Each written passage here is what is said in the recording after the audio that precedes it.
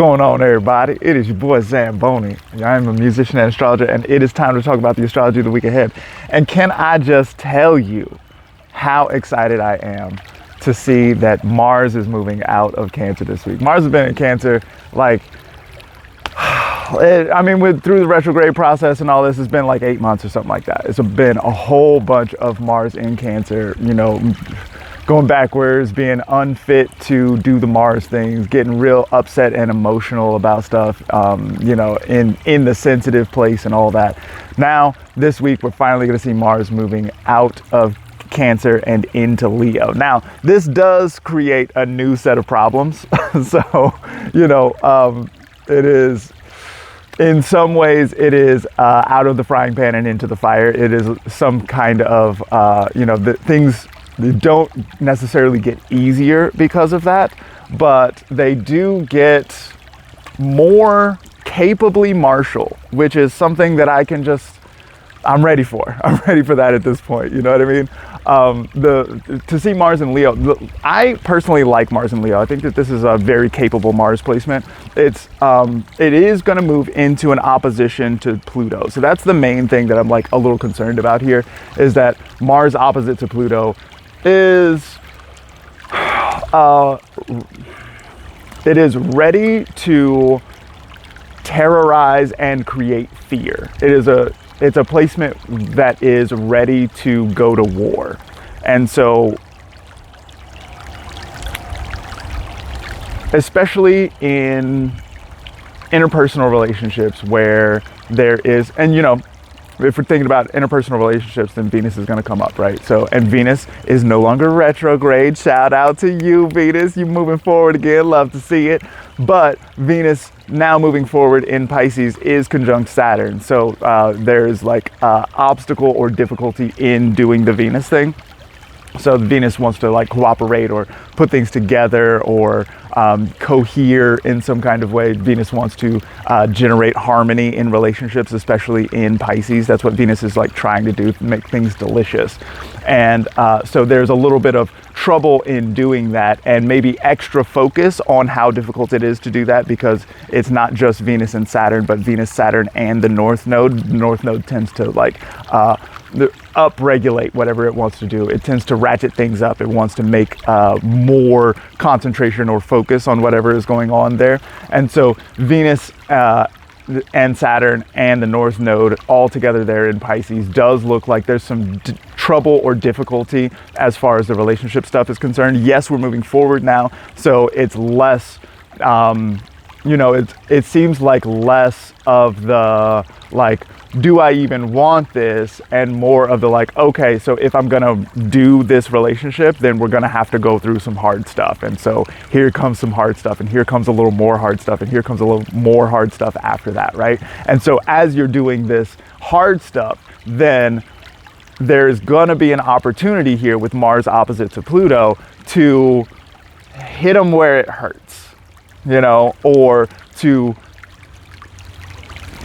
do things in such a way as to cause fear, or it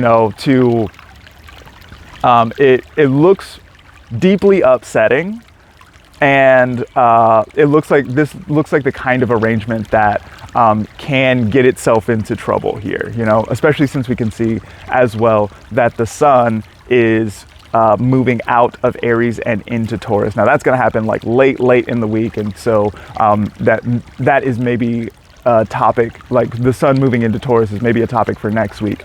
But because we can see that sun is moving into Taurus, then that's actually going to make a T-square to Mars in Leo and Pluto in Aquarius. And so that looks like tension around power dynamics. Now, if you are interested in how these kinds of things can affect you personally, then don't forget to go to ZamboniFunk.com. You can get a reading there. We can talk back and forth for like an hour or a half hour if that is better for you. I also do this kind of thing where it's going to be 10 minutes, or honestly, it's never 10 minutes. It's usually more like 13, 14, 17 minutes, I think I did recently. That was for a regular. Shout out to my man. He knows who he is, who I see on there all the time. And so, but like there's great value to be had in those readings, which are super cheap, very affordable, $30, and you get a personalized situation where I can sort of break down what's going on for you. So don't forget to check that out. Also, zambonifunk.com, there's music, there's a documentary about me. All this stuff is available at zambonifunk.com, so be sure and check that out.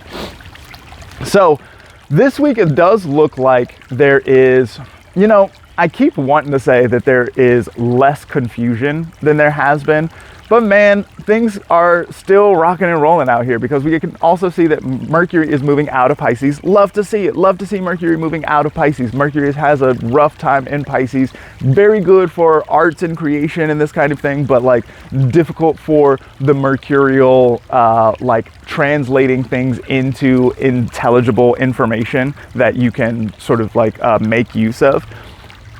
Mercury has trouble with that. And so Mercury moving into Aries, which is very action oriented, wants to like get stuff done and see about it and what's happening. So let's take this information and make it into something useful.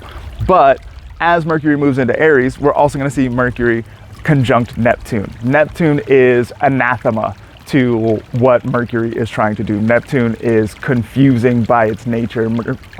Mercury is trying to translate things intelligibly. Neptune is like, is there any discrete meaning? Maybe everything is everything else. Maybe there are no boundaries to be had, this kind of thing, right? So Neptune is confounding to the Mercury thing. And so because of that confusion, and then also the other thing about Mercury moving into Aries is that usually turns the volume up. So Mercury in a water sign is typically quiet. It's considered mute in a lot of the ancient texts. It's, you know, what I always say about that is like Mercury's trying to talk, and if you put Mercury under the water, then it's like the water gets in your mouth. It's difficult to speak in that environment, right? So Mercury moving into Aries. Aries is very big, like here I am the most important thing in the room, and thank you for noticing me, right? And so that generally turns the volume up on things. So we've got Mercury turning the volume up, but Neptune there at the same time. Now, on a good day, Mercury and Neptune together is going to be confused. On a bad day, Mercury and Neptune together is deceptive. It's lying.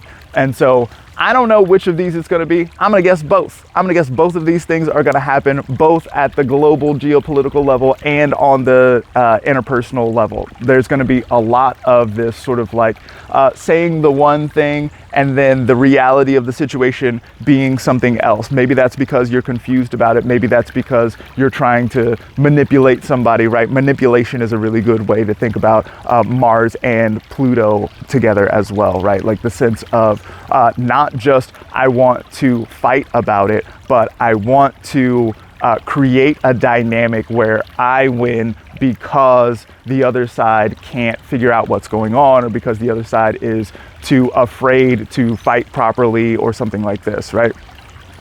So it does look like there is potential for manipulation going on here. So that is something to be aware of. And especially if you are trying to do the Venus thing, you know, it's going to be, there is lots of possibility for delight here. But because Venus is in Pisces, Venus is exalted in Pisces, Venus does very well in this environment. So the relationship stuff can work here, but it's likely to be delayed gratification. We're likely to see, because of that Saturn, right? We're likely to see things that take a little while to get started or to get going in some sort of way. So it's not the immediate gratification that we typically like to see with Venus in Pisces. Venus in Pisces is generally going to be associated with things that are delicious, or things that like, you know, soft to the touch, or you know, like music and arts and stuff like that, right? So this looks like the kind of situation, it's like, you know, you press play and then the thing sounds great and it like is beautiful and healing. Let me tell you about that. Zamboni Funk music is dope, just like that. And that's one of the things that we have prioritized is like, as soon as you press play, then like the sound washes over you and it feels amazing, right? But in order to create that sound, it took hours and hours and hours of labor on the front end, stuff that y'all didn't really see. Y'all saw the release and then now it sounds great. But before that, it took a lot of work. That is the kind of thing that we're going to be seeing here with this Venus in Pisces conjunct Saturn. So be ready to get and stay on your grind. this week. Appreciate y'all. Thank you so much.